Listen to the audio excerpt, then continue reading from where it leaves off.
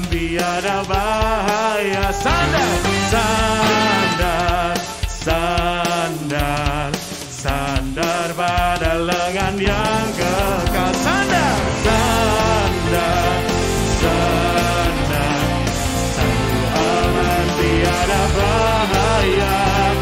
Sandar, oh sandar, sandar pada lengan yang kekal. Sandar pada lengan yang kekal. Sandar pada lengan yang kekal. Haleluya, puji nama Tuhan.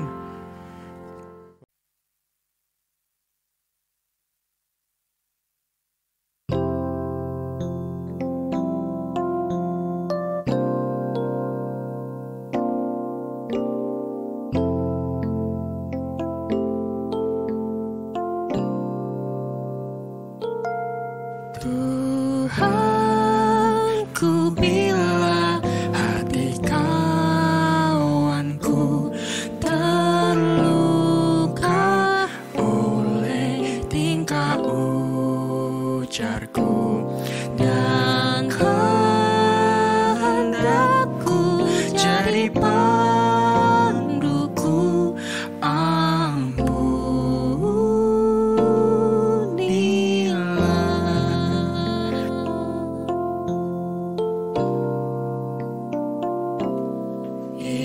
if I have wounded any soul today, if I have caused one foot to go astray, if I have walked in my willful way, dear Lord, forgive. You are the Lord of love, mighty and merciful. Hear my prayer. Would you forgive me, Lord? You are the Lord of love, mighty and merciful. I confess to you, forgive me, Lord.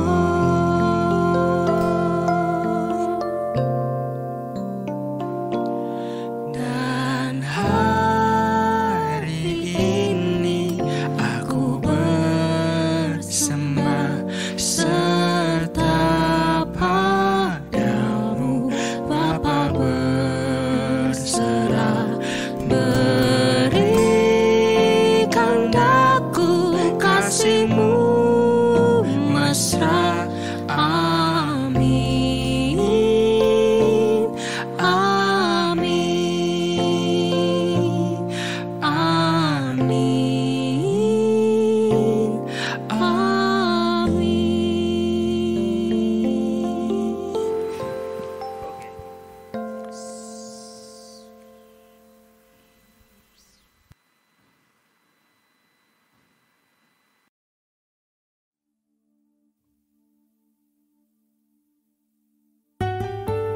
Tuhan, terima kasih karena anugerah-Mu yang begitu nyata buat kehidupan kami. Kiranya hanya Engkau Tuhan yang menyelidiki setiap hati kami. Terima kasih Yesus.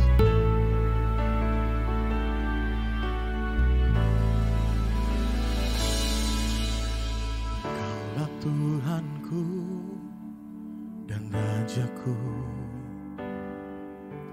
Engkau terang dambaan jiwaku.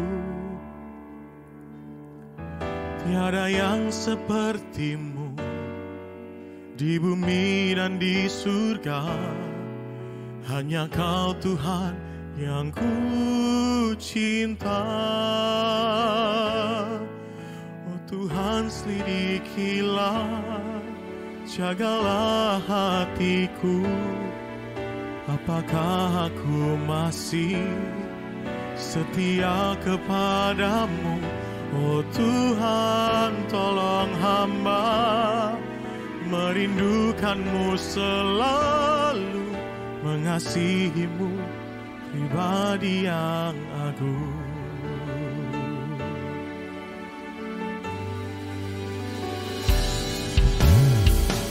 Sahabatku dan kekasihku, tiada kata yang dapat ungkapkan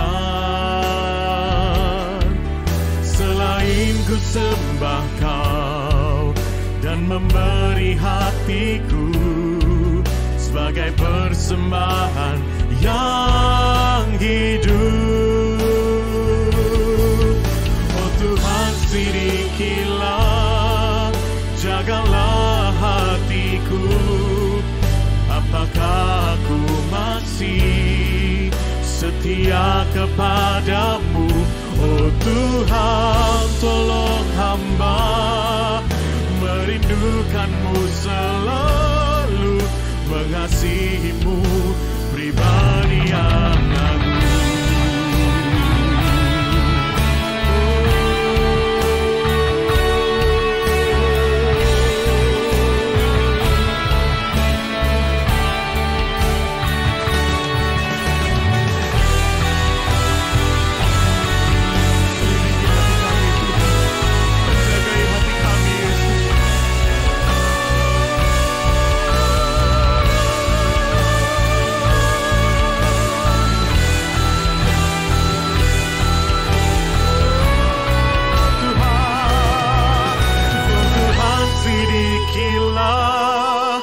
Jagalah hatiku, apakah aku masih setia kepadamu? Oh Tuhan, tolong hamba merindukanmu selalu, mengasihimu pribadi yang agung,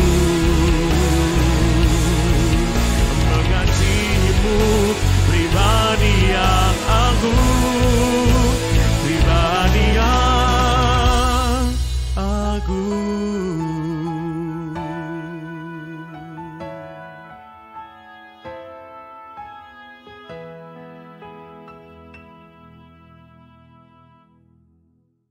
Haleluya. Tuhan, sungguh kami percaya Tuhan bahwa hati kami tenang dekat dengan Engkau. Karena Engkaulah Allah Immanuel, Allah yang beserta dengan kami, Allah sumber kedamaian dalam hidup kami. Terima kasih Tuhan.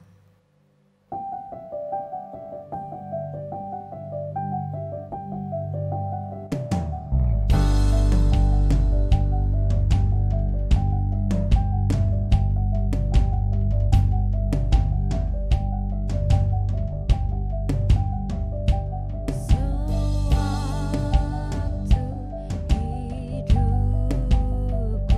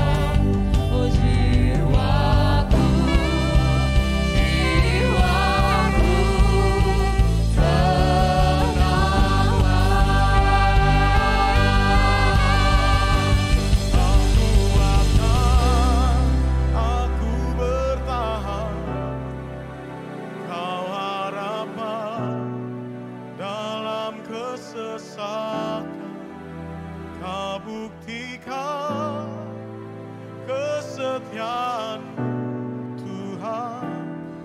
Engkau Allah Immanuel. Mari bersama serukan Aku akan, aku bertahan, Kau harapan dalam kesesakan, Kau buktikan kesetiaan-Mu Tuhan. Engkau Allah Immanuel.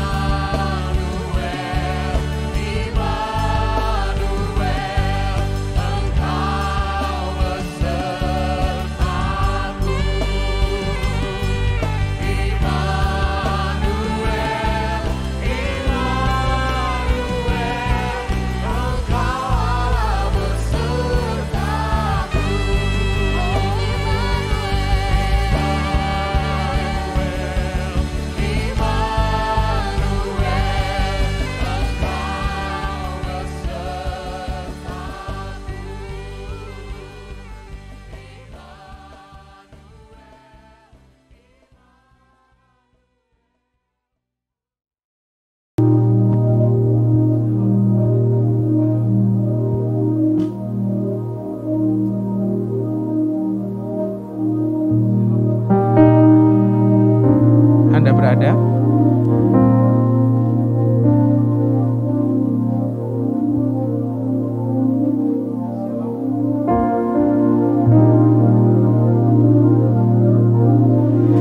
Shalom jemaat yang dikasihi Tuhan yang berada di Reform Exodus Community Kutisari, dan bagi jemaat sekalian dimanapun Anda berada, marilah kita bersuka cita dan mengucap syukur karena diberikan kesempatan menyembah Tuhan.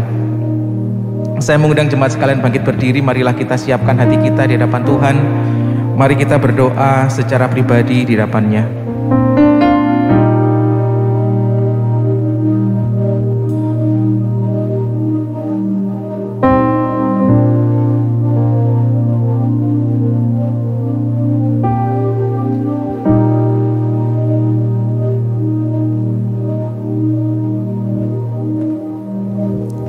Jemaat yang dikasihi Tuhan, marilah kita mengarahkan hati kita kepada Allah Tritunggal yang sudah menciptakan, menebus, dan memelihara hidup kita. Marilah kita menyembah Dia dengan sebuah keyakinan bahwa pertolongan kita ialah datang dari Allah pencipta langit dan bumi. Dia adalah Tuhan yang tidak pernah meninggalkan pekerjaan tangannya buat kita. Kiranya turun atas kita berkat dan damai sejahtera yang menyempurnakan ibadah kita yang dibuka di dalam nama Allah Bapa, Putra, dan Roh Kudus. Amin. Jemaat dipersilakan untuk kembali. Saudara yang terkasih, kematian dan kebangkitan Kristus membawa pengharapan bagi setiap kita yang percaya kepadanya.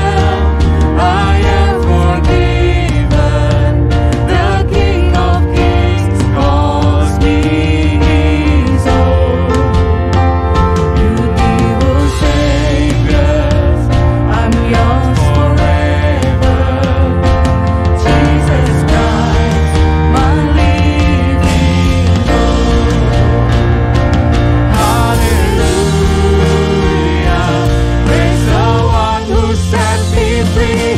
Hallelujah. Death has lost its grip on me. You have broken every chain. There's salvation in your name, Jesus Christ, my living hope. Hallelujah. Praise the one who set me free. Hallelujah. Death has lost its grip on me. You have broken every chain. There's salvation in your name, Jesus Christ, my living hope.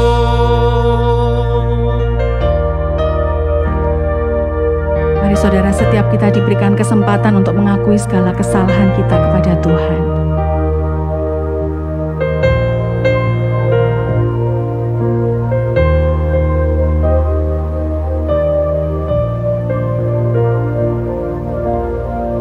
Kami bersyukur Tuhan bahwa Engkau memilih setiap kami untuk menjadi umat kepunyaan-Mu.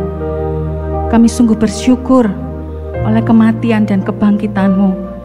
Setiap kami diberikan pengharapan yang kekal. Kami mohon pengampunan jika kami masih belum bisa merespon dengan benar. Kami seringkali jatuh di dalam kesalahan-kesalahan dan dosa. Dan ketika Engkau masih memberikan kesempatan kepada kami untuk hidup, biarlah kami membawa segala kelemahan itu di bawah kaki-Mu, Tuhan. Dan Engkau mengingatkan kami kembali akan kasih-Mu, akan kesempurnaan yang sudah Tuhan curahkan kepada setiap kami. Ini kami Tuhan, pakai hidup kami, bawa kami kepada rencana, tujuan, dan kehendak-Mu saja. Dan kami sungguh mempercayakan hidup kami, menyerahkan hidup kami sepenuhnya sebagai alat kemuliaan nama-Mu.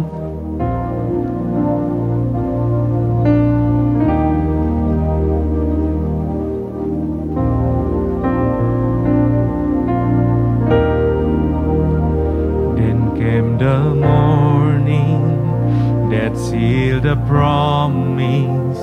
Your buried body began out of the silence.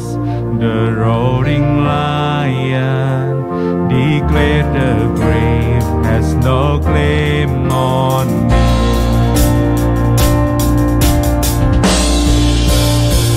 Then came the morning that sealed the promise. Your buried body began to break out of the silence. The roaring lion declared the grave has no claim on me. Jesus, yours is the victory. Mari saudara, kita semua saya undang untuk berdiri. Hallelujah, praise the one who set me free. Hallelujah, death has lost its grip on me. You have broken every chain. There's salvation in your name, Jesus Christ, my living hope.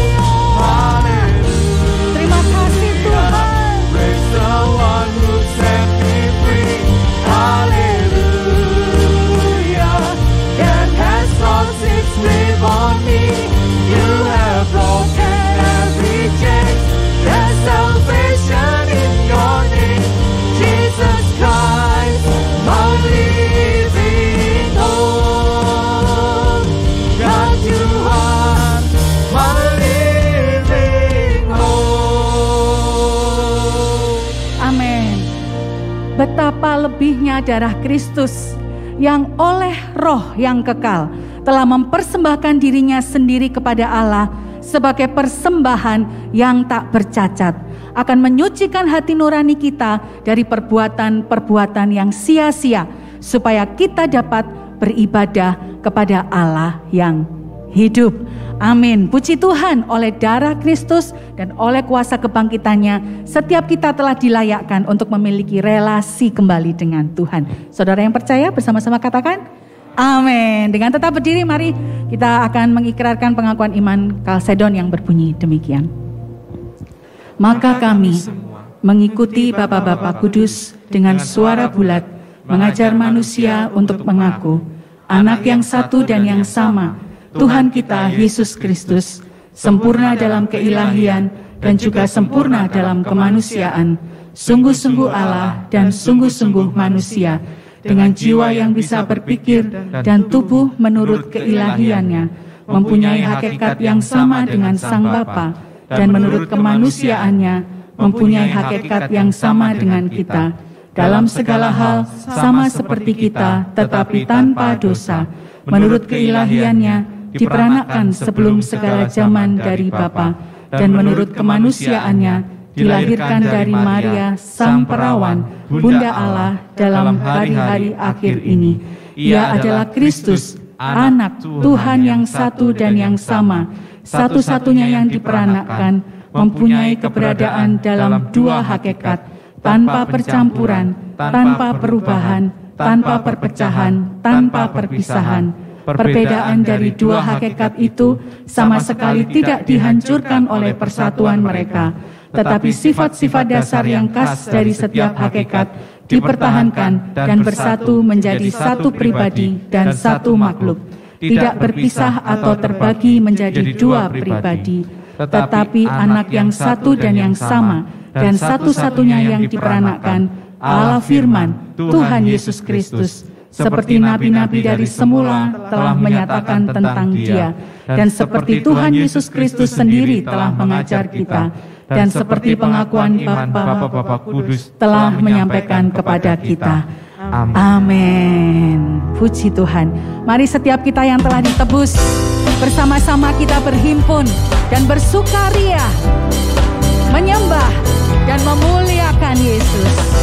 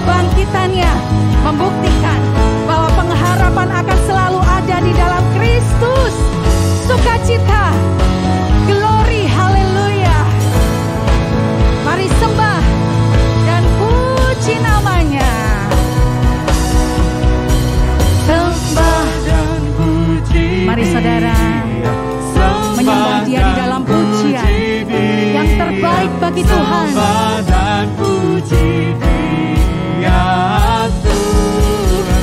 Sembah dan puji Dia. Sembah dan puji Dia. Sembah dan puji Dia Tuhan. Sembah dan puji Dia. Sembah dan puji Dia. Sembah dan puji Dia. Sembah dan Mari sembah dan puji Dia. Dia. Sembah dan puji Dia Tuhanmu. Glory, glory. Segala hormat kemuliaan buat Tuhan kita. Amin. Silakan duduk Bapak Ibu Saudara yang terkasih. Biarlah ketika kita terus mengarahkan hati kita, memandang kepada kuasa kasih-Nya, maka kita akan terus dikuatkan untuk melakukan kebenaran bagi Dia.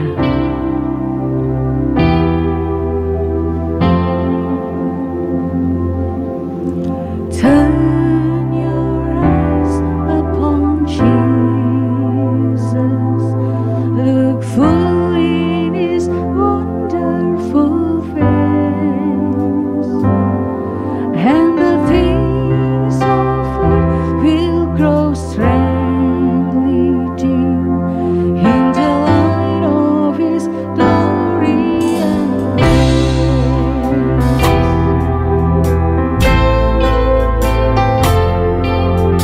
Turn your eyes to the hillside, where justice and mercy embrace.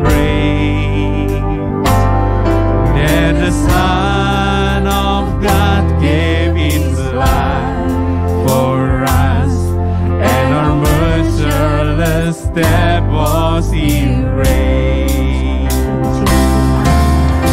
Jesus, to you we live our rights. Jesus, our glory and our prize. We adore you, behold you, our Savior ever true. Oh Jesus, we turn our eyes to you.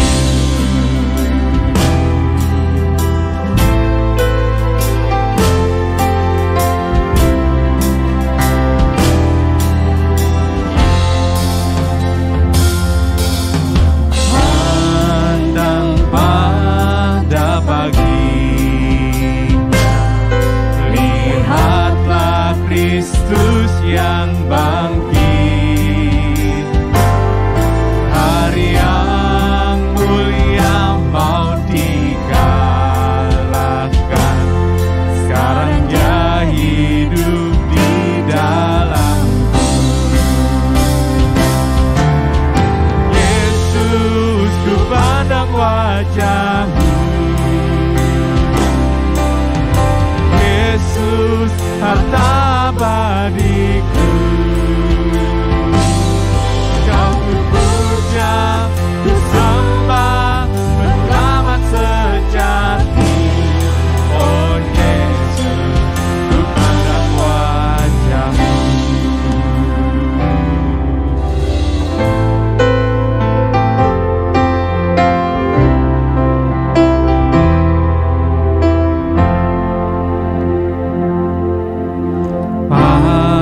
Pandanglah pada surga,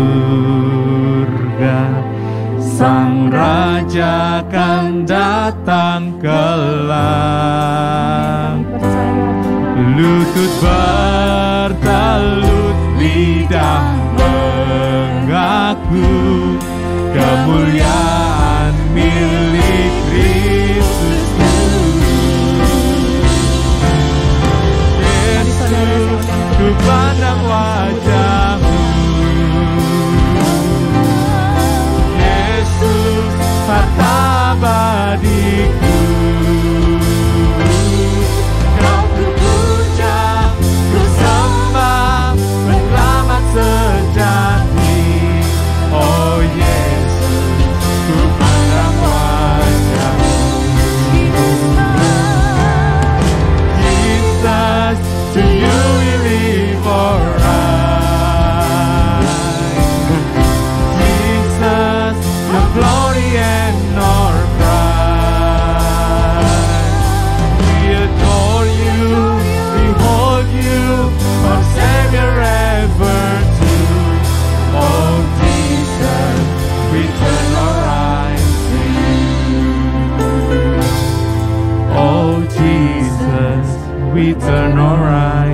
to you.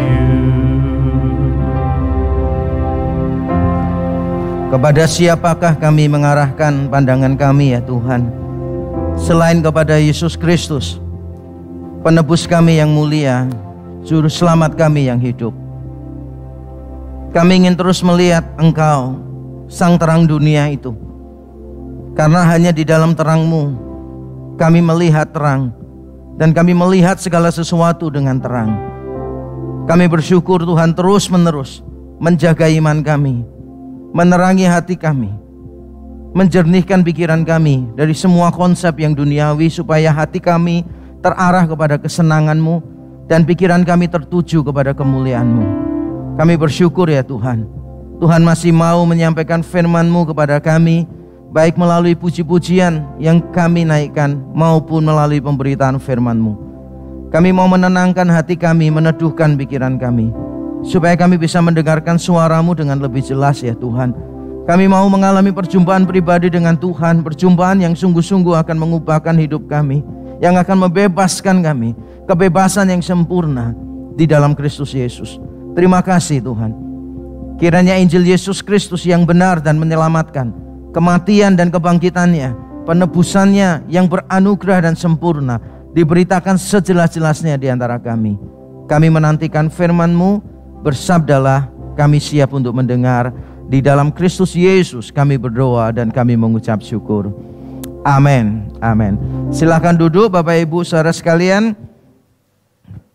Nah, kita patut bersyukur kepada Tuhan karena Tuhan sekali lagi masih memberikan kesempatan kepada kita untuk mendengarkan firman Tuhan.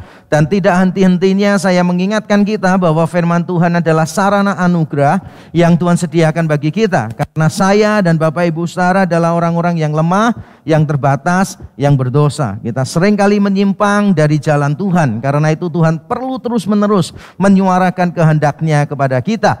Dan hari ini kita masih melanjutkan tema tahunan kita, tema 2021, yaitu Togetherness, What We Value and Do. Kebersamaan, apa yang kita hargai dan apa yang kita lakukan. Dan kita sudah selama beberapa minggu terakhir membahas tentang musuh-musuh kebersamaan. Dan hari ini pun kita masih melanjutkan salah satu musuh kebersamaan, yaitu tentang kebencian. Siapa di sini yang tidak punya musuh? Ada? Tidak ada musuh ya? Oke, tidak ada yang musuh, tapi yang memusuhi kita banyak ya. Wah, kayak Tuhan Yesus saja ya, nggak punya musuh, yang memusuhi banyak, luar biasa. Nah, saya ingin bertanya demikian saudara, kira-kira siapa yang bisa tahu seseorang itu Kristen atau tidak? Bagaimana kita bisa tahu bahwa seseorang itu Kristen atau tidak? Ini pertanyaan penting untuk kita. Tahunya dari mana? Saudara nggak kenal orangnya nih, atau tidak terlalu dekat dengan orangnya. Saudara bisa tahu nggak orang itu Kristen atau tidak? Oke, dari mana kira-kira tahunya?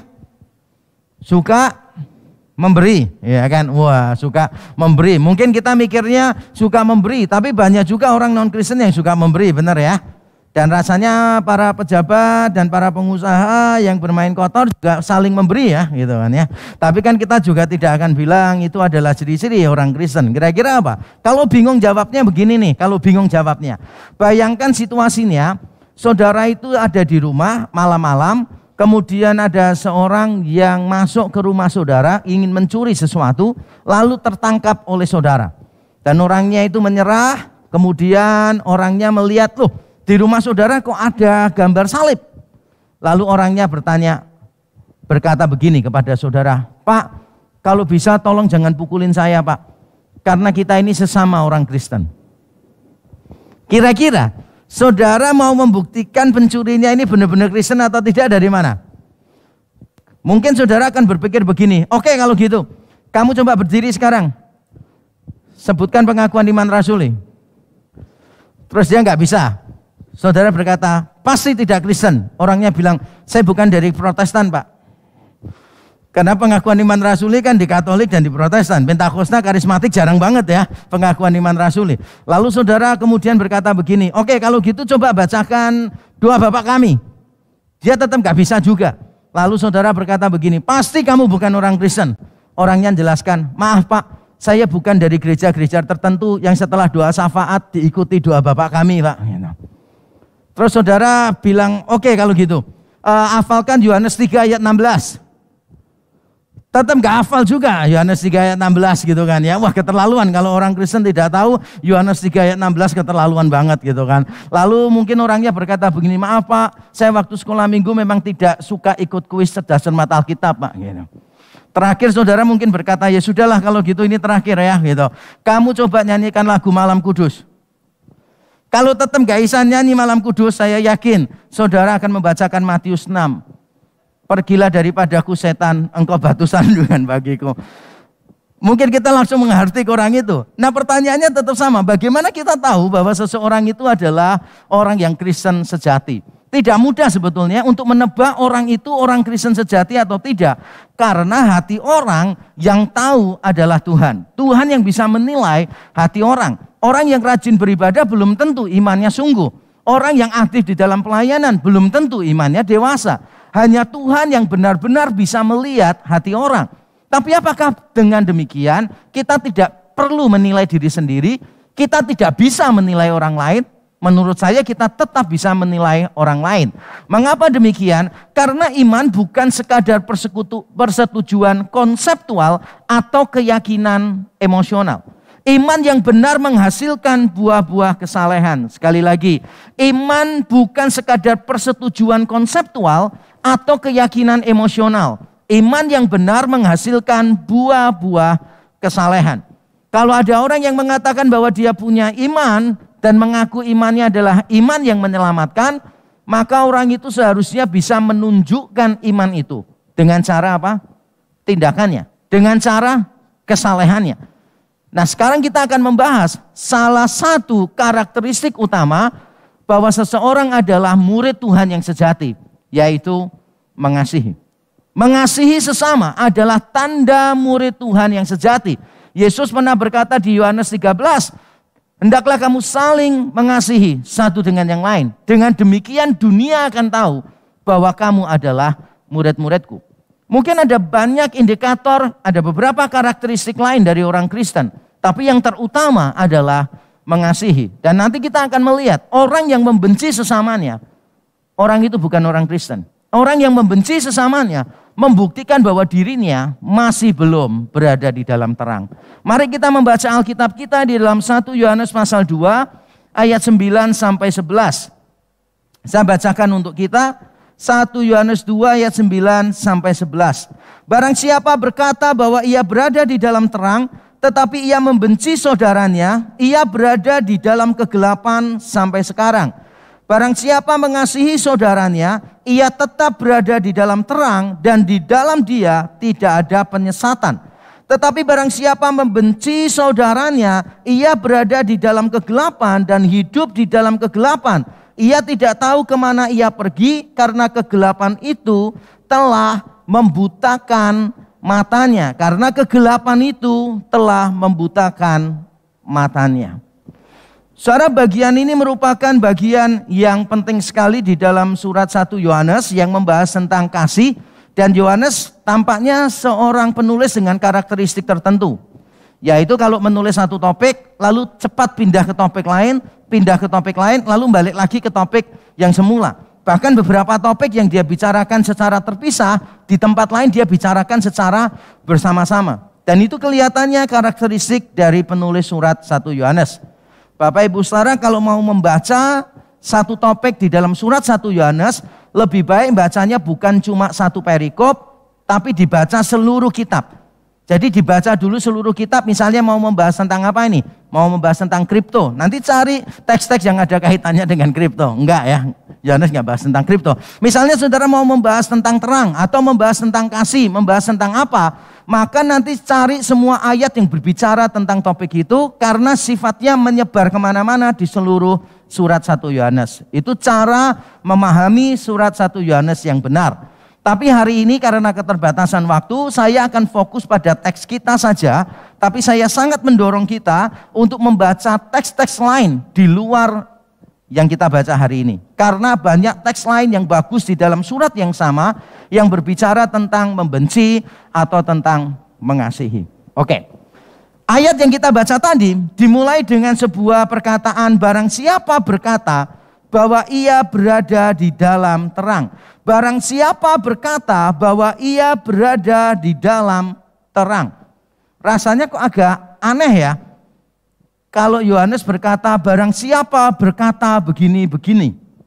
Ternyata kalau kita lihat di dalam surat 1 Yohanes, kalimat semacam ini beberapa kali muncul kok.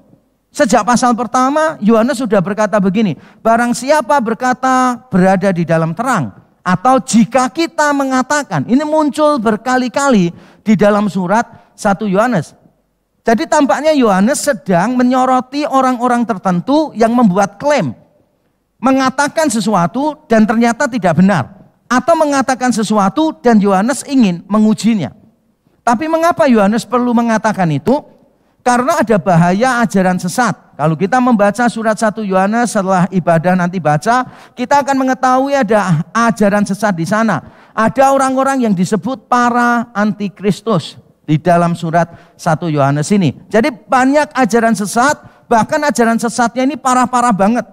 Sampai Yohanes perlu mengatakan begini, barang siapa tidak percaya Yesus adalah Allah yang menjadi manusia, ajaran sesat. Barang siapa yang tidak percaya Yesus adalah Kristus, Mesias, ajaran sesat. Barang siapa tidak percaya Yesus adalah anak Allah, ajaran sesat. Jadi kesesatannya ini memang benar-benar parah sih. Kesesatannya itu bukan cuma yang biasa-biasa saja, tapi yang benar-benar fundamental. Doktrin Yesus Allah jadi manusia ditolak, Yesus anak Allah ditolak, Yesus adalah juru selamat, penebus kita, Mesias ditolak. Benar-benar gawat sekali. Nah, persoalannya tidak berhenti sampai di situ. Bukan cuma persoalan konseptual. Bukan cuma ajarannya salah. Tapi ajaran yang salah ini menyebabkan beberapa orang punya konsep tentang diri sendiri yang salah. Jadi mereka menganggap dirinya A padahal sebetulnya B. Mengapa menganggap dirinya A? Karena memang ajarannya keliru. Contoh misalnya begini ya, contoh. Dulu saya beranggapan bahwa orang yang rohani itu adalah orang yang kalau doa selalu menangis. Rasanya tuh dengan Tuhan itu kayak, waduh berdoa terus, berdoa terus, berdoa terus, berdoa terus. Saudara kalau melihat orang sehari berdoa misalnya 10 jam, kira-kira orangnya rohani atau tidak? Pasti rohani ya. Saudara kan menyadarilah betapa sulitnya berdoa selama 1 jam. Siapa di sini yang pernah berdoa 1 jam? Ada ya?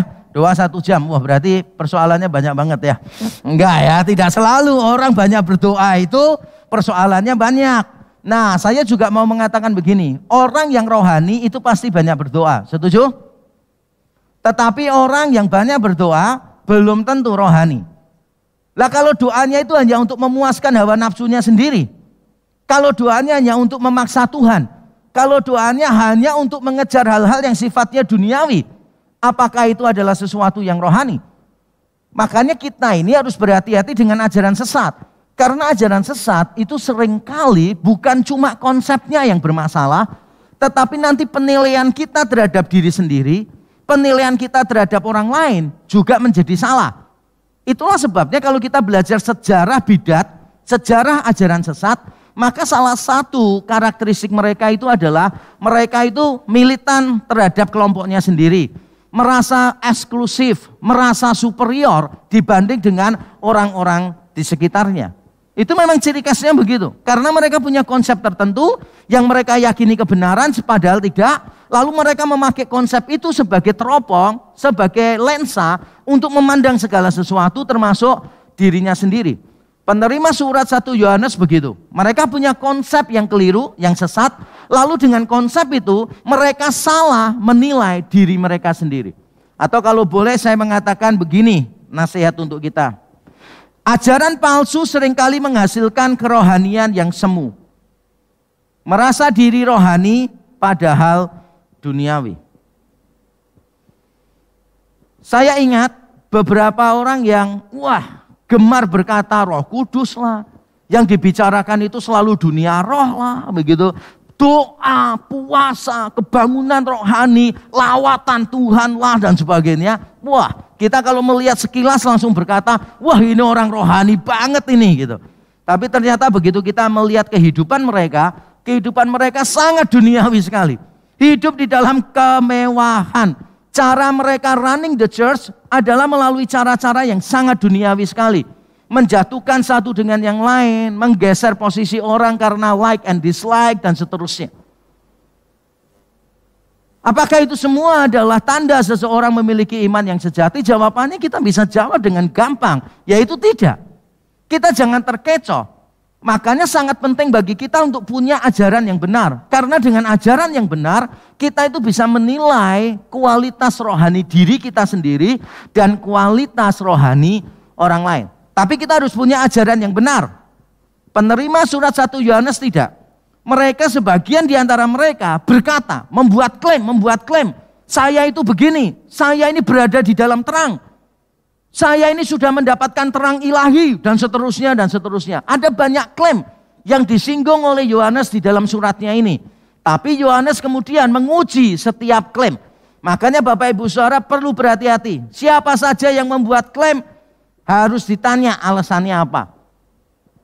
Jadi jemaat jangan lupa untuk bertanya. Jangan sungkan, jangan ragu untuk bertanya. Kalau ada seorang mengajarkan sesuatu, bahkan hamba Tuhan pun, saya sendiri pun, kalau mengajarkan sesuatu dan saudara membaca Alkitab, saudara merasa, loh ajarannya kok tidak tepat, kok bertabrakan dengan ayat ini. Saudara harus datang dan memberitahu saya. Karena standar kebenaran bukan hamba Tuhan. Standar kebenaran adalah firman Tuhan. Amin. Semua harus tunduk kepada firman Tuhan. Penting bagi kita untuk benar-benar mengerti firman Tuhan. Jangan kita terkecoh dengan ajaran-ajaran yang tidak benar. Sebab kalau kita terkecoh dengan ajaran yang tidak benar, maka pada akhirnya itu akan mempengaruhi, sekali lagi, mempengaruhi cara kita menilai diri sendiri dan cara kita menilai orang lain. Ada orang yang mengklaim dia berada di dalam terang, tapi kenyataannya dia membenci saudaranya. Lalu Yohanes melanjutkan dengan konsekuensi. Konsekuensi kebencian itu apa? Kalau Bapak Ibu Saudara pernah atau sekarang memiliki kebencian, pasti Bapak Ibu Saudara mengerti kira-kira apa konsekuensi kalau orang memiliki kebencian. Kalau saudara tanya saya punya kebencian enggak? Saya jawab tidak. Saya punya musuh enggak? Saya tidak ada orang yang saya musuhi. Tapi kalau Bapak Ibu Saudara tanya, ada enggak orang yang memusuhi saya? Beberapa. Yang saya tahu. Yang tidak saya tahu mungkin lebih banyak ya. Tapi beberapa harus saya akui. Tapi dalam hati saya, kalau Tuhan melihat hati saya sekarang, saya tidak punya kebencian sih kepada orang lain. Saya tidak punya keinginan untuk memusuhi orang lain. Saya mungkin tidak sempurna. Saya mungkin kadangkala teledor, melakukan sesuatu yang ofensif kepada orang lain. Tapi for sure itu bukan muncul dari hati saya yang suka membenci orang lain. Jadi saya tidak punya pengalaman kebencian sebetulnya. Jujur, saya tidak punya pengalaman kebencian. Kenapa? Karena saya punya pikiran begini, saya ini dulu orangnya rusak sekali, jahat sekali kepada orang lain. Jadi kalau ada orang lain berbuat jahat kepada saya tuh selalu merasa gini, nggak sampai separuhnya dari kesalahanku dulu. Tiap kali orang berbuat jahat, saya melihatnya begini, aku dulu lebih parah dari orang itu. Jadi lumayan ya, jadi orang yang sangat berdosa ya. Bisa menilai orang lain dengan lebih berbelas kasihan. Tapi bukan berarti keadaan seperti ini diperoleh dengan gampang. Itu semua karena kasih karunia Tuhan yang terus menjaga hati saya. Dan saya terus kalibrasi hati kepada salib. Jangan saudara pikirkan berarti otomatis tidak punya. Tidak juga sih. Dengan penuh perjuangan. Memberikan pengampunan itu tidak gampang, benar ya? Tapi kalau saudara tidak mau melepaskan pengampunan untuk orang lain, maka saudara harus siap-siap dengan konsekuensi yang akan saudara alami. Yang pertama konsekuensinya adalah menjadi batu sandungan. Dikatakan demikian di ayat yang ke-10. Barang siapa mengasihi saudaranya, ini dikontraskan yang membenci dengan yang mengasihi, dikatakan demikian. Barang siapa mengasihi saudaranya, ia tetap berada di dalam terang dan perhatikan di sini, di dalam dia tidak ada penyesatan. Di dalam dia tidak ada penyesatan. Bahasa Indonesia menerjemahkannya begitu, tidak ada penyesatan. Saya tidak tahu mengapa diterjemahkan begitu. Tetapi kalau kita melihat di dalam seluruh versi bahasa Inggris, tidak ada yang menerjemahkan dengan kata penyesatan. Semua bahasa Inggris menerjemahkannya itu sebagai stumbling block gitu. Jadi kayak batu sandungan. Terjemahannya adalah batu sandungan. Di dalam teks Yunani, frase yang dipakai yaitu skandalon en auto uk estin. Kalau diterjemahkan skandalon itu batu sandungan, en auto itu di dalam dia, uk itu tidak, estin itu adalah. Jadi kalau saya terjemahkan secara hurufiah, artinya begini, tidak ada batu sandungan di dalam dia.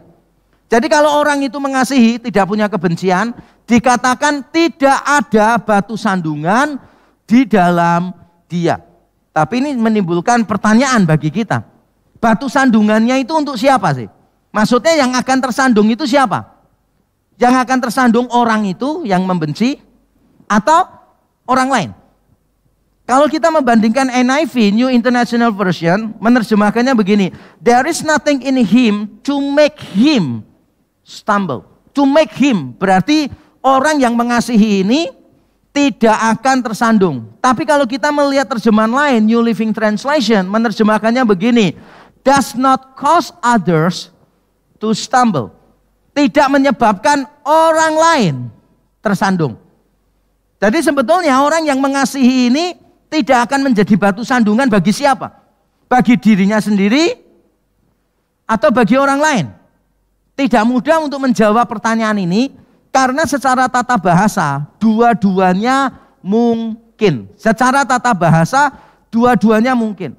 Menurut konteks di pasal yang kedua, 1 Yohanes pasal 2, menurut konteks, dua-duanya juga mungkin.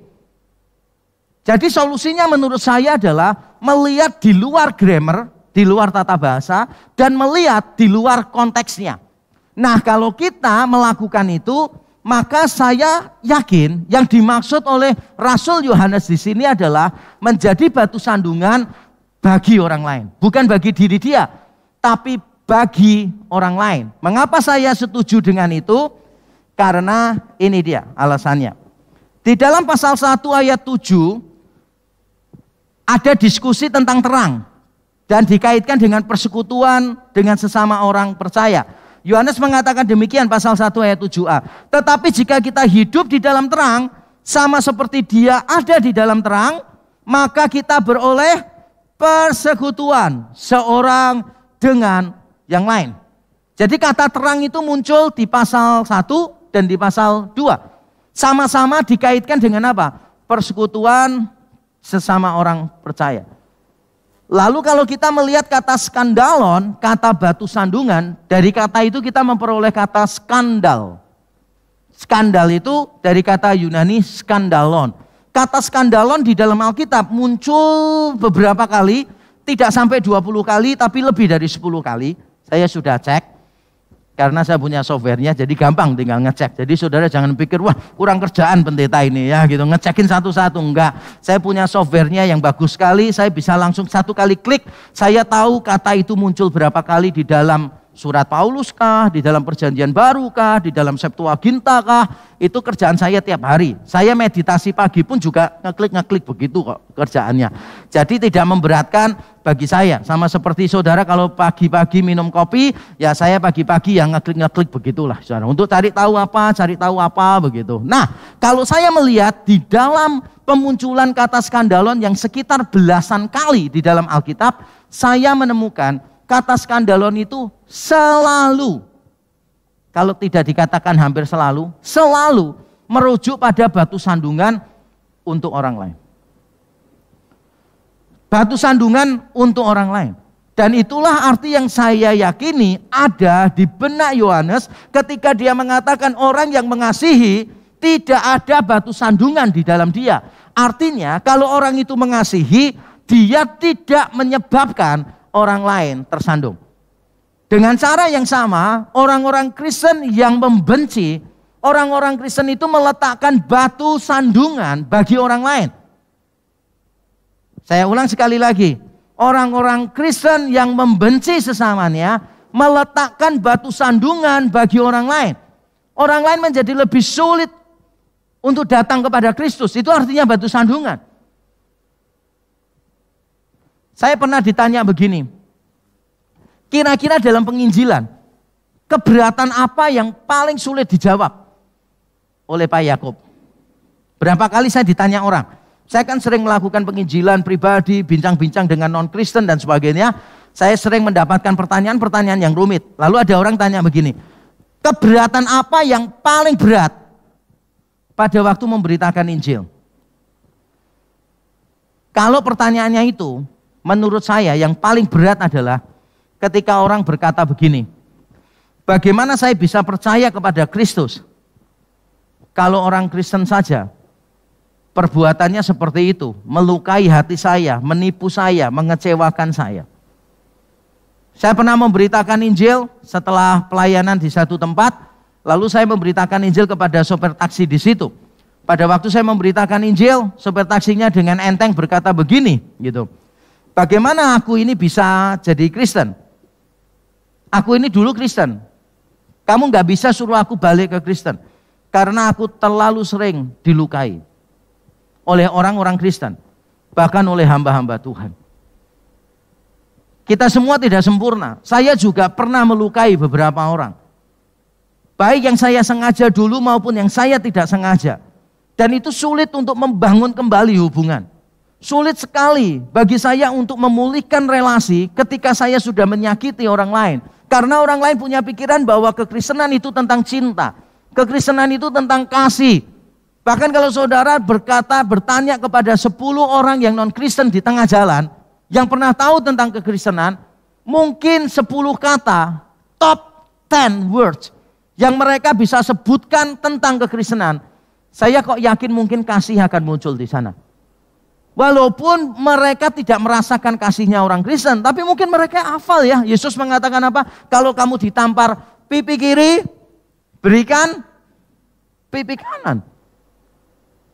Banyak orang Kristen bingung. Ada teman saya juga tanya, wih berat juga ya. Kalau ditampar pipi kiri, kita berikan pipi kanan. Saya bilang sebetulnya nggak terlalu berat. Ada rahasianya. Loh kok bisa? Rahasianya apa? Ya jangan sampai pipi kirimu kena tampar. Jadi sebelum orang nampar, pukul duluan. Supaya kita tidak kena. Sebab kalau sudah kena pipi kita harus ngasih yang satunya. Maka pipinya harus dijaga. Saya yakin bukan begitu maksudnya Yesus ya. Yesus bukan memaksudkan itu, tapi orang lain kenal kita itu dari kasih kita.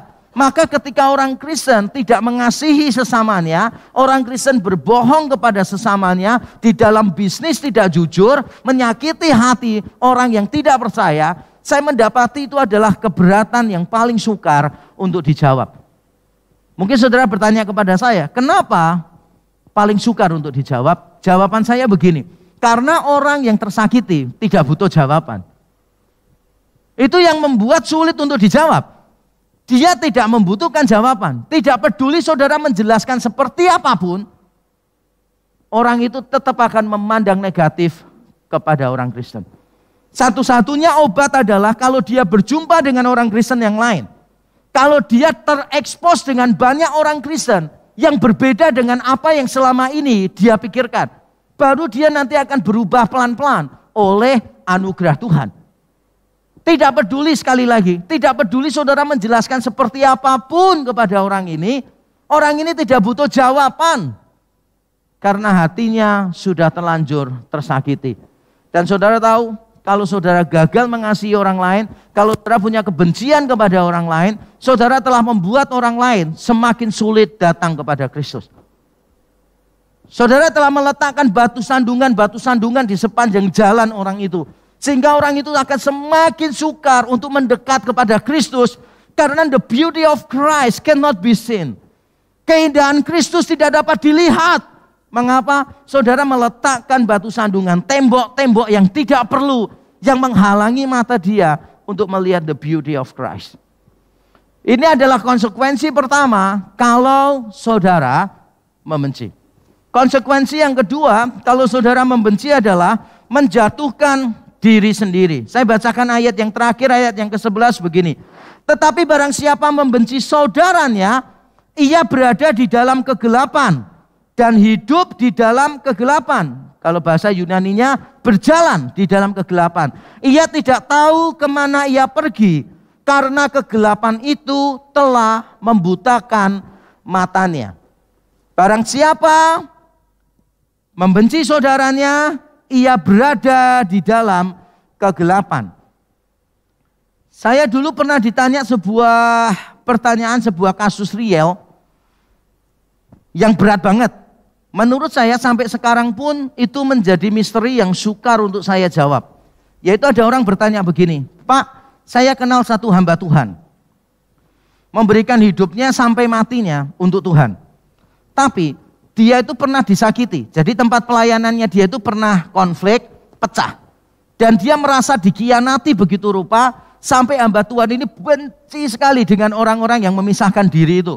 Dan sampai pada akhir hidup hamba Tuhan ini, dia tetap membenci orang-orang itu. Lalu orang ini tanya kepada saya, hamba Tuhan itu kira-kira selamat atau tidak? Saya tidak kenal hamba Tuhannya secara pribadi, cuma pernah ketemu beberapa kali saja. Lalu saya jawab dia begini, kita tidak boleh terlalu cepat-cepat menghakimi orang karena kita tidak tahu hatinya orang. Yang perlu ditanyakan itu begini, apakah dia tidak mau mengampuni ataukah dia mengalami kesulitan untuk mengampuni? Itu dua hal yang berbeda. Kalau mengalami kesulitan berarti dia telah mencoba. Dia telah mencoba gagal, dia mencoba lagi gagal. Dan kita tidak boleh terlalu menghakimi orang lain. Karena posisi kita itu berbeda-beda. Ada orang yang masa kecilnya sering dilukai orang. Maka orang ini sangat sukar untuk menyembuhkan dirinya ketika dilukai orang lain. Karena luka-lukanya bertumpuk terus. Belum sembuh dilukai lagi, belum sembuh dilukai lagi. Otomatis orang semacam ini akan semakin sulit untuk memulihkan dirinya dengan cepat. Menurut saya intinya di sini adalah progres. Intinya di sini itu adalah progres. Dan ingat kalimat saya, kalau kita tetap berada di dalam proses, kita akan menunjukkan progres. Jadi pertanyaannya, apakah kita tetap berproses untuk mengampuni orang itu atau tidak? Kalau kita tidak mau berproses menangisi keadaan diri kita, menangisi kebencian di dalam diri kita, tidak mau berusaha untuk melepaskan pengampunan kepada orang lain, ya berarti kita tidak berproses. Jadi ayat ini sebetulnya sedang mengajarkan kepada kita sebuah kebenaran yang penting. Kebencian dalam diri seseorang membuktikan bahwa dia masih di dalam kegelapan atau tidak memiliki persekutuan dengan Allah. Karena barang siapa tidak berada di dalam terang, dia tidak punya persekutuan dengan Allah. Dan orang yang membenci tidak di dalam terang. Saya lanjutkan baca. Kebencian dalam diri seseorang membuktikan bahwa dia masih di dalam kegelapan atau tidak memiliki persekutuan dengan Allah. Karena siapa yang di dalam Allah pasti mengasihi sesamanya. Pasal 4 ayat 7 dan 8 dikatakan semua orang yang lahir dari Allah pasti mengasihi orang lain. Kalau ada orang yang tidak mengasihi, maka dia tidak lahir dari Allah. Jadi saudara jangan membalik keadaannya. Maksudnya begini, saya harus hati-hati supaya kita tidak mudah menghakimi atau menilai orang lain dengan keliru. Jangan menilai begini, orang itu punya kebencian, berarti orang itu tidak Kristen. Sekarang coba saudara pikirkan, dia punya kebencian menyebabkan, kata kuncinya menyebabkan ya, menyebabkan dia tidak jadi Kristen, atau sebetulnya kebencian itu membuktikan bahwa dia memang tidak Kristen. Yohanes di sini mengajarkan yang kedua, bahwa kebencian dalam diri seseorang tidak menyebabkan orang itu bukan Kristen, bukan faktor penyebab, tetapi bukti bahwa orang itu masih berada di dalam kegelapan. Dan ini kalimat yang keras sekali. Karena saya tahu bukan cuma jemaat, bukan cuma orang-orang Kristen awam, tapi beberapa hamba Tuhan yang saya kenal menyimpan kebencian, saudara. Ada hamba Tuhan senior yang sakit hati dengan hamba-hamba Tuhan junior yang pernah melayani di tempatnya. Karena hamba Tuhan junior itu menikam dia terus dari belakang. Kemudian terjadi konflik, gerejanya pecah. Ganti hamba Tuhan junior lagi. Dia ditikam lagi dari belakang. Pecah lagi, begitu seterusnya. Dan dia cerita kepada saya dengan penuh kebencian. Tiap kali menyebut nama hamba-hamba Tuhan junior yang pernah melayani bersama dia. Dia menceritakannya dengan penuh kebencian. Bahkan setelah berlalu lebih dari 5 tahun pun, bertemu kembali, ceritanya tetap sama. Sampai suatu ketika saya memberanikan diri bertanya, karena orang ini jauh lebih senior dari saya. Saya memberanikan diri bertanya, Pak, apakah Bapak sudah berusaha mengampuni orang itu? Dan dia diam. Saya tanya, Pak, saya tidak menghakimi. Karena mengampuni bagi sebagian orang memang sulit. Tapi apakah Bapak berproses di dalam pengampunan? Lalu dia berkata begini, saya tidak akan mau mengampuni dia dan saya tidak akan berusaha mengampuni dia. Saya cukup kaget. Saya mempertanyakan imannya dia. Ketika berjumpa dengan dia di mobil bincang-bincang, saya mempertanyakan imannya dia. Dan terus terang saya tanya kepada orang ini, kok bisa ya Pak ya? Saya cukup kaget mendengar jawaban itu.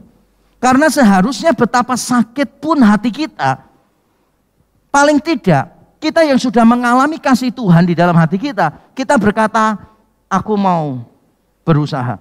Aku mau mematikan kedaginganku oleh pertolongan Tuhan. Paling tidak kita tuh benci terhadap kebencian. Bagaimana orang Kristen bisa suka terhadap kebencian? Bisa mengasihi kebencian di dalam dirinya? I just don't understand it. Saudara seharusnya membenci kebencian yang ada di dalam diri saudara. Nah, saya akan menerangkan ayat tadi secara lebih detail supaya saudara itu bisa paham betapa berbahayanya orang yang punya kebencian semacam itu. Karena dikatakan demikian, barang siapa membenci saudaranya, ia masih berada di dalam kegelapan. Itu kondisi, dia masih di dalam kegelapan. Tapi lalu ada aksinya. Aksinya apa? Ia hidup atau berjalan kalau dalam bahasa Yunani. Ia berjalan di dalam kegelapan dan dia tidak tahu kemana dia pergi. Dari kondisi melahirkan aksi. Yaitu dia berjalan terus di dalam kegelapan tapi dia tidak pernah tahu apa yang dia mau. Dari kondisi muncul aksi ini, saudara. Saudara berjalan dalam kegelapan, saudara tidak tahu tujuannya apa.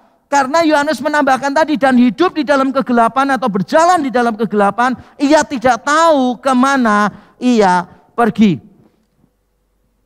Jangan sampai saudara berpikir begini, kebencian itu cuma kondisi. Ya suasana hati, kondisi hatiku. Aku punya kebencian, titik. No. Yohanes memberikan koma. Kalau dalam hati kita ada kebencian, kondisi ini akan melahirkan aksi-aksi yang lain. Yaitu saudara berjalan di dalam kegelapan. Apapun yang saudara lakukan di dalam kegelapan. Dan saudara bahkan tidak tahu kemana saudara pergi. Hidup saudara itu jadi tanpa tujuan. Sungguhan, orang yang punya kebencian itu kadang melakukan hal-hal yang tidak masuk akal. Kalau sudah benci sama orang itu ya, orang yang paling cuek pun bisa menjadi orang yang paling memperhatikan orang lain untuk cari kesalahannya, benar? Kalau sudah nggak suka dengan orang lain ya, diliatin terus. Apapun yang dilakukan salah, benar atau enggak? Kalau jalannya cepat ya, misalnya nih, tak tok masuk gereja gitu kan, sudah nggak seneng gini, manusia atau kuda, jalan kok kayak kuda aja, tak tok. Tapi nanti ya, kalau dia jalannya pelan-pelan gini, gitu. Jalan kayak Pragawati, model tukang sayur. Salah lagi toh. Nanti kalau misalnya dia sopan ya, jalannya tuh sopan. Permisi. Dia ngomong apa? Pencitraan, percuma, munafik loh. Terus saudara maunya apa sih? Ngerti maksud saya? Nanti kalau orangnya negur saudara, bicara dengan saudara itu agak to the point. Saudara bilang gini, orang kok ngomong gak pernah mikir, mulutnya lebih cepat daripada otaknya. Loh. Nanti kalau orangnya itu pelan-pelan ngomongnya gitu kan, muter-muter, saudara bilang apa? Orang ngomong kok tidak langsung, mutar-muter aja. Pasti punya maksud yang jelek. Karepmu apa sih sebetulnya? Orang yang membenci itu seringkali coba tanyakan itu kepada diri saudara. Sungguhan, tanya. Karena kadang orang-orang yang membenci itu bisa melakukan hal-hal yang tidak masuk akal. Dan saudara bertanya, kenapa ya kok bisa begitu? Dari kondisi melahirkan aksi ya. Nah sekarang ini ada satu lagi yang saudara mungkin perlu perhatikan. Dari keadaan, dari persoalan, menjadi tindakan, menjadi akar persoalannya. Akar persoalannya adalah kebutaan secara rohani. Dikatakan di bagian terakhir ayat 11c, karena kegelapan itu telah membutakan matanya. Hati-hati sekali. Ini keadaan, ini tindakan. Jadi keadaan menghasilkan tindakan. Tindakan menunjukkan kepada kita ada akar persoalan. Akar persoalannya adalah spiritual blindness. Kita ini buta secara rohani. Nah kalau kita bicara kebutaan secara rohani, itu menunjukkan kepada kita bahwa kita tidak bisa melihat segala sesuatu dengan jelas apa adanya dengan objektif. Kita nggak bisa menilai orang apa adanya karena kebencian itu telah membutakan kita. Kita tidak bisa menilai seseorang secara objektif karena kita penuh dengan kebencian. Apapun yang dilakukan orang pasti salah. Anak orang itu sukses menang lomba. Kita bilangnya apa? Ya paling bayar jurinya. Oh ya mungkin pada waktu itu yang pinter-pinter gak ikut lomba. Tapi nanti kalau anaknya ikut lomba gagal, kita ngomong apa? Oh memang dari keturunannya bodoh semua. Orangnya gak ikut lomba salah gak? Tetap di mata saudara salah. Anakku gak diikutkan lomba, nanti anaknya gak punya jiwa kompetitif. Coba tanyain sih, karepmu apa gitu? Maunya saudara itu apa sih? Karena apapun yang orang lain lakukan, whatever they do, itu selalu salah di mata saudara. Berarti persoalannya bukan terletak pada what they do, the way we see, how we see. Itu yang jadi masalahnya, cara kita melihat itu salah. Saya dulu pernah cerita di salah satu khotbah saya, satu pengalaman yang sepele sekali, tapi itu mengajarkan kepada saya banyak hal. Lama sekali saudara, saya itu pulang kampung bersama istri saya, lebih tepatnya pulang ke kampung halaman istri saya, ke Jember sana. Jadi perjalanan Surabaya Jember kan berjam-jam waktu itu, belum ada jalan tol kan. Ada keluarga dari istri saya itu yang ikut, adiknya mama, jadi saya ikut dan cucunya dia juga ikut, masih kecil waktu itu. Lalu dalam perjalanan itu dari berangkat siang nyampe sana kan malam. Saya itu menggoda istri saya mengolok-olok istri saya karena pada waktu sudah sampai sore melewati satu tempat gitu, saya ngomong begini, ini kotamu ini nggak bisa bayar listrik tah, kok gelap banget sih. Saya ngomongnya gitu, kotamu ini nggak bisa bayar listrik tah, nggak ada lampu jalan tah, jam segini lampu belum dinyalakan gelap banget. Saya ngomongnya itu dengan santai mengolok-olok istri saya gitu, bergurau dengan istri saya. Tapi tahu apa yang terjadi? Ternyata anak kecil itu melihat ke saya dan berkata begini, kacamatanya itu yang hitam, dicopot dulu kacamatanya. Saya baru sadar sepanjang perjalanan saya pakai kacamata hitam, ngerti gak sih? Sehingga apapun yang saya lihat tetap itu hitam. Walaupun lampu jalannya mungkin ada, walaupun mungkin terang, tapi di mata saya tetap gelap. Itulah spiritual blindness yang ada di dalam diri kita. Dan saudara tidak boleh menganggap ini sebagai sesuatu yang biasa saja. Ini persoalan besar bagi saudara. Kebutaan rohani adalah ketidakmampuan untuk melihat sesuatu dari perspektif ilahi. Coba saudara ubah perspektif saudara. Ketika saudara melihat sesuatu, melihat orang lain, lihat dari perspektif ilahi. Ketika saudara misalnya saya ajarkan begini ya. Ketika saudara dikhianati orang, sakit enggak? Sakit. Jangan bilang, enggak pak. Wah saya ini suka dikhianati pak gitu. Karena saya sudah terlatih pak. Saya pacaran 10 kali dikhianati 12 kali pak. Termasuk yang baru PDKT juga mengkhianati saya. Omong kosong lah. Saudara 10 kali dikhianati, tetap dikhianati sakit kok. Walaupun saya enggak pernah merasakan ya. Wah gaya ya. Enggak, saya juga pernah lah mungkin ya. Tapi saya tidak merasa sakit. Karena saya lebih sering menyakiti, mengkhianati orang daripada dikhianati orang ya. Jadi saya merasa nggak terlalu sakit. Bukan itu poinnya. Jadi anyway begini, saya ajarkan kepada saudara cara berpikir yang gospel centered ya. Supaya saudara itu bebas dari rasa kebencian. Kalau saudara dikhianati orang, saudara ngomong gini, sakit ya, dikhianati itu sakit. Tapi saudara langsung lihat dari perspektif ilahi. Sebesar itulah, sebesar rasa sakit itulah yang Tuhan ambil untuk mendapatkan saudara. Dia dikhianati oleh banyak orang. Dikhianati oleh muridnya sendiri. Disangkali oleh orang-orang yang terdekat dengan dia. Kalau saudara mungkin pernah merasa diremehkan, tidak dihargai orang lain, saudara jangan pura-pura, enggak apa-apa, I'm fine, I'm good kok, gitu. Enggak. Ngomong gini, sakit direndahkan orang. Tapi pada waktu saudara merasa sakit, saudara diingatkan, sebesar itulah rasa sakit yang Tuhan tanggung untuk mendapatkan saudara. Itu namanya perspektif ilahi. Jadi apapun yang saudara alami, coba lihat dari kacamata salib. Saya yakin saudara akan mudah untuk mengampuni orang lain. Mudah dalam arti tidak langsung terjadi, tidak spontan. Tapi menjadi lebih mudah saudara melepaskan pengampunan untuk orang lain kalau kacamatanya perspektifnya itu salib, perspektifnya itu ilahi. Ketika saya pelayanan tidak dihargai orang, yang menghibur saya bukan begini, nggak apa-apa nggak dihargai, emangnya saya butuh penghargaan. Bohong. Karena setiap kita suka kalau dihargai, benar nggak sih? Kamu nggak mau menghargai aku, nggak apa-apa, memang orang di dunia cuma kamu. Wah, tambah sakit hati kita. Harus diakui, di-embrace rasa sakitnya.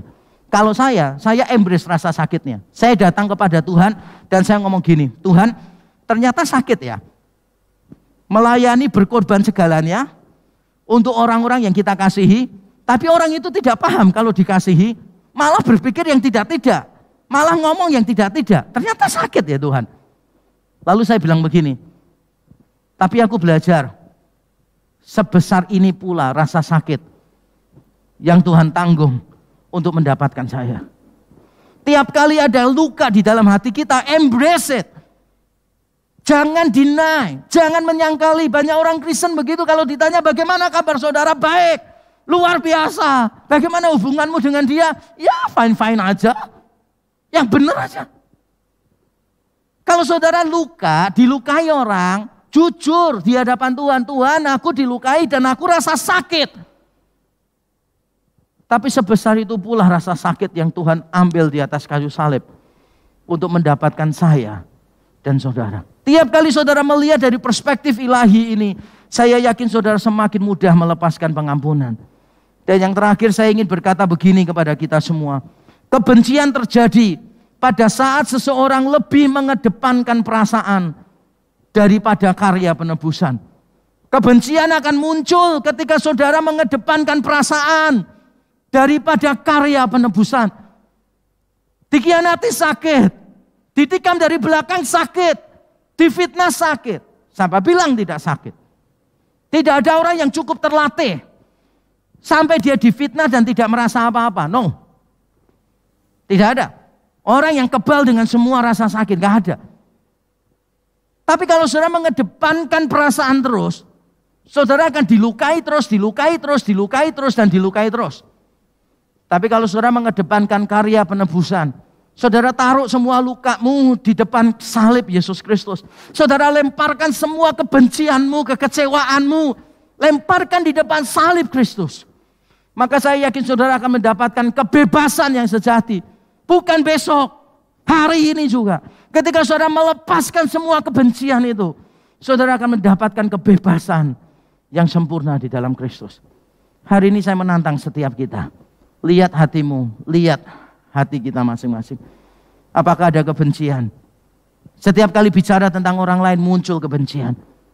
Ayo bereskan di hadapan Tuhan.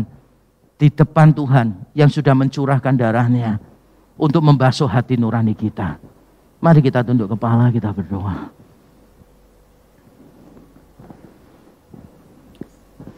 Saya memberi kesempatan setiap kita, mari melihat hati kita masing-masing.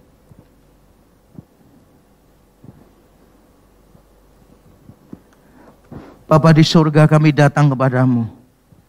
Mohon ampun ya Tuhan. Ampuni kami hamba-Mu, ampuni kami umat-Mu. Kalau Tuhan mendapati dalam hati kami ada kebencian, ada kekecewaan, ada kepahitan yang kami tidak segera selesaikan, Tuhan ampunilah kami. Tuhan ampuni kami kalau selama ini kami berpura-pura kuat, berpura-pura tidak terjadi apa-apa, padahal kami hancur berantakan. Hati kami semakin mengeras dengan kebencian. Tuhan ampuni kami. Kami mau jujur di hadapan-Mu ya Tuhan. Kami yang mau mengaku bahwa kami terluka dan kami merasa sakit yang luar biasa. Karena dikhianati, karena dikecewakan, karena ditipu oleh orang lain. Tapi kami mau bawa semua itu di depan salib Yesus Kristus.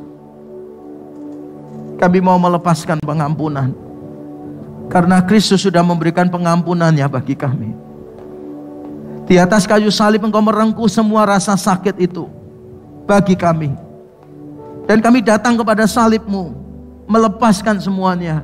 Tuhan, kami mau mengampuni. Tuhan, kami mau mengampuni. Bapak Ibu Saudara, kalau ada orang-orang yang Bapak Ibu Saudara sedang benci sekarang ini, yang menyakiti hati saudara, terus sebutkan namanya pelan-pelan di dalam doamu dan katakan, Tuhan, aku mengampuni orang ini, aku mengampuni si X, aku mengampuni si Y. Terima kasih Tuhan. Terima kasih. Terima kasih. Terima kasih. Terima kasih Tuhan untuk firman-Mu. Roh Kudus mampukan kami terus untuk melakukan firman-Mu. Kami tahu ini tidak mudah, tapi kami juga yakin ini tidak mustahil. Terima kasih. Di dalam Kristus Yesus kami berdoa dan bersyukur. Amin. Tuhan memberkati kita.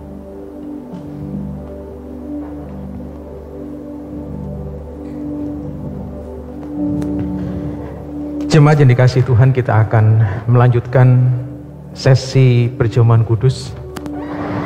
Pertama-tama izinkan saya untuk membacakan dasar dari pelaksanaan sakramen ini. Firman Tuhan berkata demikian, sebab setiap kali kamu makan roti ini dan minum cawan ini, kamu memberitakan kematian Tuhan sampai Ia datang. Jadi barang siapa dengan cara yang tidak layak makan roti atau minum cawan Tuhan, ia berdosa terhadap tubuh dan darah Tuhan. Karena itu, hendaklah tiap-tiap orang menguji dirinya sendiri, dan baru sesudah itu, ia makan roti dan minum dari cawan itu. Karena barang siapa makan dan minum tanpa mengakui tubuh Tuhan, ia mendatangkan hukuman atas dirinya. Jemaat yang terkasih, sakramen perjamuan kudus dilaksanakan bagi setiap kita yang mengaku percaya kepada Yesus Kristus sebagai Tuhan dan Juru Selamat secara pribadi. Yang sudah mengaku iman percaya di dalam baptisan ataupun sidi, silakan ambil bagian dalam kesempatan ini. Bagi jemaat-jemaat yang ingin bertobat, memperbaiki diri di hadapan Tuhan secara rohani, kiranya ini kesempatan untuk mengingat kebaikan dan kasih Tuhan. Tetapi di antara kita ketika masih mengeraskan hati, tidak mau bertobat, teguran firman Tuhan justru kita abaikan, kita tetap menikmati dosa, maka ambil kesempatan untuk berdiam diri, supaya suatu saat ketika ingin bertobat dan kembali kepada jalan Tuhan, silakan nanti bersama-sama dengan kami untuk bergabung di dalam pelaksanaan sakramen perjamuan kudus. Oleh karena itu, sebelum kita melaksanakan ini, mari kita menyiapkan sarana dan hati kita pujikan Nothing But the Blood of Jesus.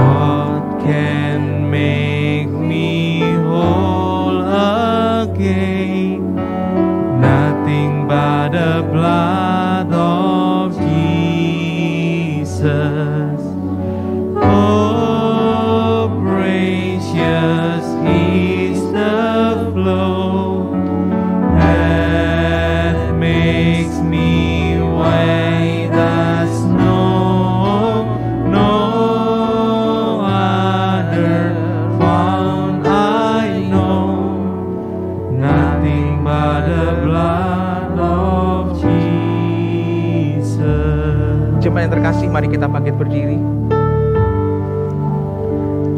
Mari kita mengambil roti di tangan kita. Firman Tuhan mengatakan pada malam perjamuan terakhir sebelum Yesus ditangkap, dia mengambil roti, mengucap syukur atasnya sambil memecah-mecahkan dan ia berkata, "Inilah tubuhku yang diserahkan bagi kamu, perbuatlah ini menjadi peringatan akan aku." Mari dengan iman, sukacita dan ucapan syukur makan roti ini sebagai simbol tubuh Tuhan yang diserahkan bagi kita.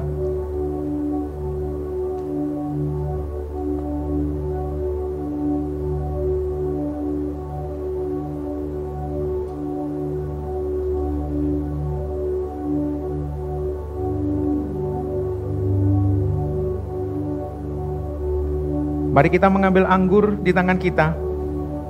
Demikian juga ia mengambil cawan sesudah ia makan lalu berkata, "Cawan ini adalah perjanjian baru yang dimeteraikan oleh darahku. Perbuatlah ini setiap kali kamu meminumnya menjadi peringatan akan aku." Mari dengan iman, sukacita dan ucapan syukur minum anggur ini sebagai simbol darah Kristus yang menyucikan kita.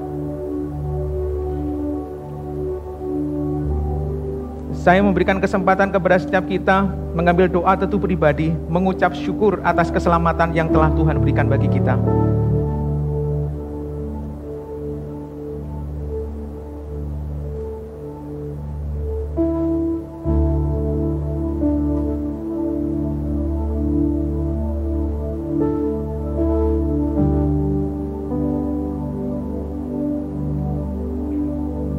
Bapa di dalam surga, kami sungguh mengucap syukur karena Engkau begitu mengasihi kami. Engkau menebus dosa kami bukan karena dosa kami adalah dosa yang remeh.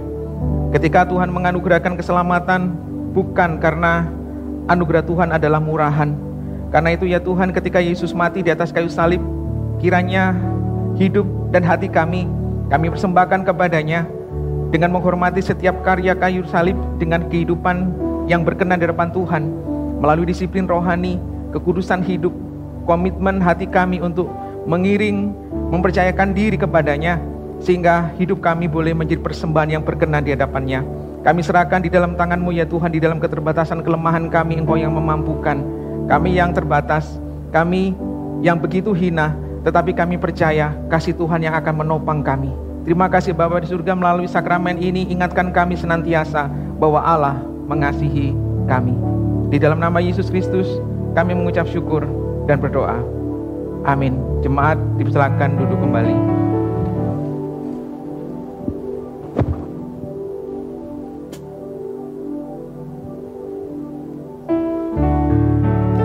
Ya, saudara, kita akan mempersiapkan diri untuk memberikan persembahan. Bagi saudara yang ada di rumah bisa mentransfer ke rekening yang sudah tertera pada layar, dan saudara yang ada di tempat ini jika transfer juga silakan, tapi jika mau memberikan secara langsung, secara tunai, nanti ketika pulang bisa memasukkannya ke dalam kotak yang sudah disiapkan. Selamat memberi dengan sukacita.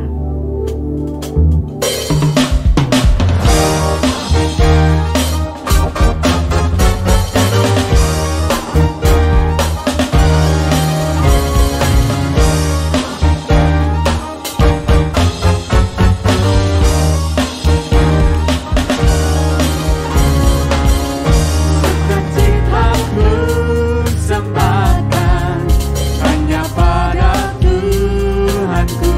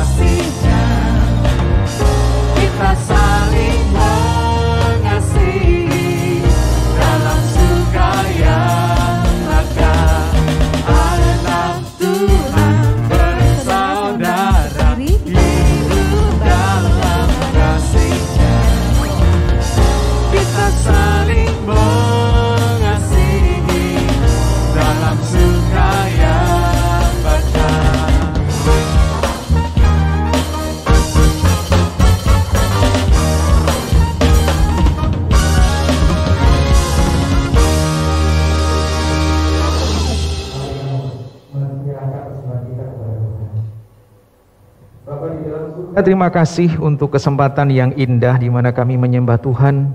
Terima kasih untuk berkat firman-Mu yang menjadi saran anugerah bagi kami, bagaimana kami harus memiliki hidup dan buah-buah spiritual di hadapan Tuhan.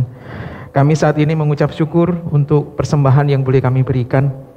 Kiranya apa yang bersifat jasmaniah ini boleh Tuhan pakai untuk perluasan kerajaan Allah, dan kiranya kami belajar bukan hanya mempersembahkan uang kami, tetapi kiranya kami mempersembahkan hidup kami untuk kemuliaan nama-Mu sebagai persembahan yang berkenan dan kudus di hadapan Tuhan.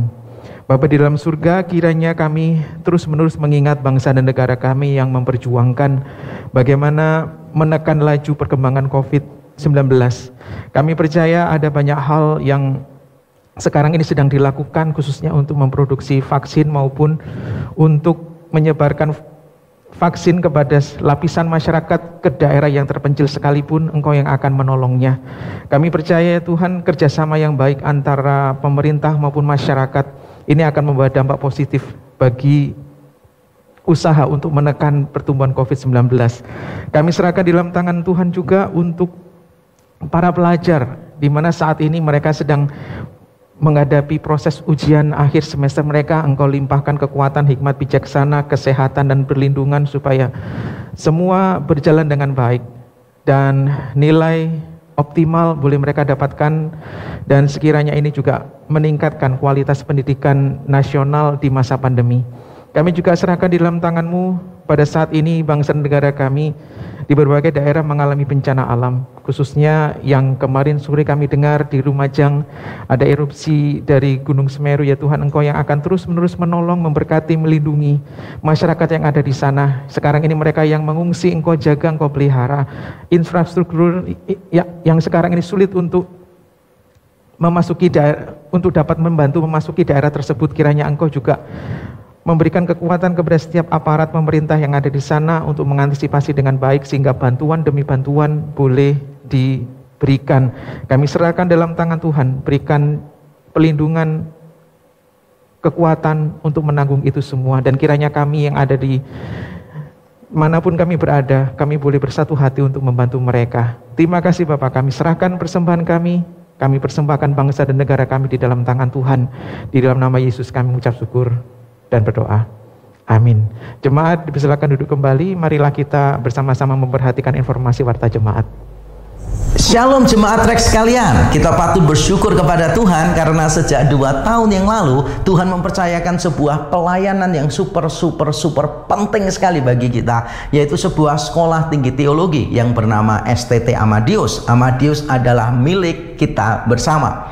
Ada banyak hal yang Bapak Ibu Saudara bisa lakukan untuk memajukan pekerjaan Tuhan di Amadeus. Pada kesempatan ini saya hanya akan berbicara tentang kontribusi secara finansial yang Bapak Ibu Saudara bisa kirimkan melalui nomor rekening yang ada di layar. Nah, bagaimana Bapak Ibu Saudara bisa berkontribusi secara finansial? Yang pertama, Bapak Ibu Saudara bisa menunjang pembangunan kampus yang baru. Ya, Amadeus sedang membangun kampus yang baru. Dibutuhkan biaya sekitar lebih dari 2 miliar untuk membangun kampus tahap yang pertama. Karena itu saya sangat mendorong Bapak Ibu Saudara mendukung pekerjaan Tuhan ini. Yang kedua, Bapak Ibu Saudara bisa memberikan persembahan Natal. Seluruh persembahan Natal di Gereja Rek untuk tahun ini akan diberikan bagi pembangunan dan kemajuan STT Amadeus. Yang ketiga, Bapak Ibu Saudara bisa menjadi sponsor tetap maupun sponsor sebagai bersifat insidental. Kami berharap sih bisa lebih tetap berapapun jumlahnya, karena itu akan memudahkan kami mengatur keuangan dengan lebih jelas, dengan lebih bebas. Dan yang keempat, Bapak Ibu Saudara bisa menjadi orang tua asuh bagi para mahasiswa yang tinggal di asrama. Beban keuangan yang ditanggung oleh setiap mahasiswa yang tinggal di asrama adalah 1 juta rupiah, sekitar 1 juta rupiah saja, dan itu hanya untuk membayar biaya kuliah, tetapi biaya hidup makan di asrama menjadi tanggungan bagi kampus Amadeus. Karena itu kami sangat mendorong Bapak Ibu Saudara sekalian bisa menanggung 1 mahasiswa atau beberapa mahasiswa sekaligus. Bagi yang kurang mampu menanggung, bisa bekerja sama dengan yang lain. Beberapa jemaat menanggung 1 mahasiswa. Bapak Ibu Saudara masih punya pertanyaan yang lain, jangan ragu-ragu, jangan sungkan-sungkan, jangan terlalu lama menunggu. Silakan hubungi saya, dengan senang hati saya akan menjelaskan bagaimana Bapak Ibu Saudara bisa melibatkan diri secara finansial bagi kemajuan pelayanan yang sangat penting ini. Tuhan memberkati kita. Halo jemaat sekalian, welcome to Reform Exodus Community. This is our church, this is our home.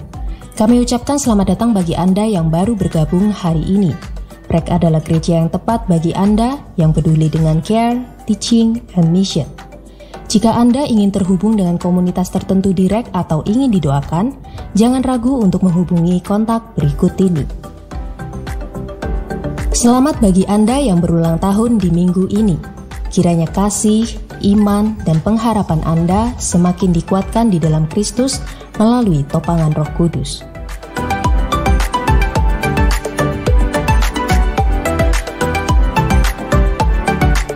Mari luangkan beberapa menit untuk mendoakan dan mengucapkan selamat kepada jemaat REK yang akan berulang tahun minggu depan.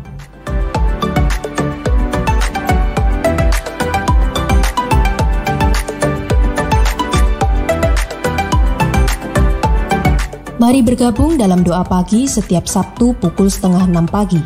Bagi Anda yang belum tergabung dalam grup WhatsApp, silakan mendaftar di link berikut ini untuk mendapatkan link Zoom. Bergabunglah bersama discipleship groups di setiap gereja lokal. Catat hari dan waktunya. Mari di tengah pandemi ini kita bersama-sama bersekutu dan bertumbuh dengan sesama. Teman-teman muda, ayo bergabung dalam persekutuan online remaja dan pemuda.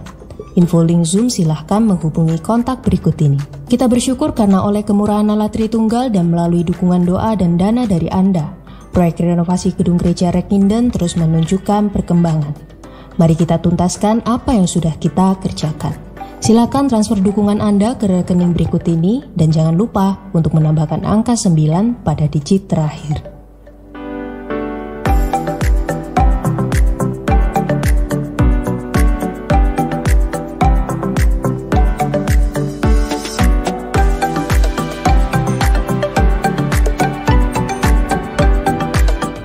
Demikianlah informasi untuk minggu ini.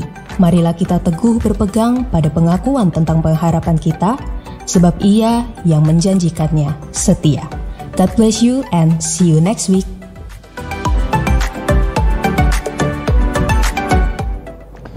Ya, jemaat sekalian, ada beberapa yang ingin saya tambahkan.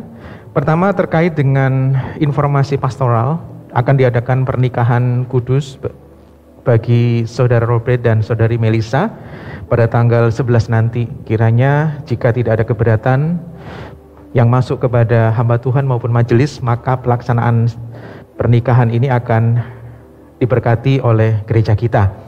Kemudian yang kedua, mulai hari Selasa sampai dengan Senin depan, Pendeta Yakub Trihandoko akan melayani di Batam, dan jika ada hal yang berkepentingan dengan beliau supaya bisa berkoordinasi. Demikian informasi, saya mengundang jemaat sekalian bangkit berdiri, marilah kita mengakhiri ibadah kita dengan pengagungan kepada Allah Tritunggal.